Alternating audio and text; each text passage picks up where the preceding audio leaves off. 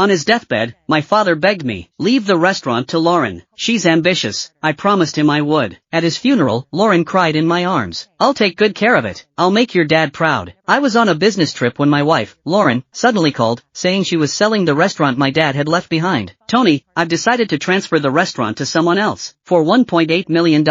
I froze for 2 seconds, then demanded to know why she hadn't discussed something so big with me beforehand. She replied self-righteously, I'm the legal owner of the restaurant. I have the right to decide. That's what your dad said before he passed. $1.8 million isn't a small sum. I thought it was a fair price, so I sold it. What's wrong with that? She hung up immediately. When I called back, her phone was off. I was shaking with anger. I sent her a message. Lauren, if you really sell the restaurant, we're getting a divorce. I canceled all my plans and took the next flight back to the city. It was 5 in the afternoon when I landed. I hailed a cab straight home. I called her on the way, but her phone was still off. As I approached my apartment building, just as I was about to enter, I saw a black Mercedes parked at the curb. Lauren was in the passenger seat, laughing and talking to the man in the car. I retreated behind a nearby tree, watching covertly. The man was probably in his early 30s. He rested his arm on the car window, smiling as he asked, So, it's settled then? Lauren nodded. Don't worry, Tony's on a business trip. He won't be back for another week. Are you sure he won't mess things up? It is his dad's place, after all. Lauren let out a cold laugh. I'm the legal owner. I'll sell it if I want to. No one can tell me what to do. Besides, even his dad said when he was alive that the restaurant was mine to manage. Worst case, we get divorced. The man smiled. Good. Lauren smiled too, leaning in and kissing his cheek. The man reached out and pulled her closer. The two began to kiss passionately in the car. I gripped my suitcase handle, my knuckles turning white. They exchanged a few more words, then the man drove off. Lauren grabbed her bag and went into the building. I stepped out from behind the tree and stood downstairs, lighting a cigarette. The early March wind was still chilly. The ash blew away, landing on my shoe. I looked down at the ashes, remembering my dad on his deathbed, holding my hand and saying, Tony, I'm leaving the restaurant to Lauren. Don't overthink it. You're busy with work and can't spare the time. She's ambitious and always wanted to be involved in managing the restaurant. Don't fight over this. I said I understood. He gasped for a while, then added, Lauren's ambition is a good thing, but you must remember to hold on to this restaurant. It's my life's work. I nodded. 3 days later, my father passed away. At the funeral, Lauren stayed by my side, crying more bitterly than anyone. At the time, I thought my dad hadn't misjudged her. Thinking about it now, it's just so damn laughable. I dragged my suitcase out of the apartment complex and found a small diner on the street. The owner came over with water, glanced at my suitcase, and didn't ask any questions. When the food arrived, I didn't touch it. Instead, I poured myself a glass of hard liquor. The strong alcohol burned my throat and made my eyes water.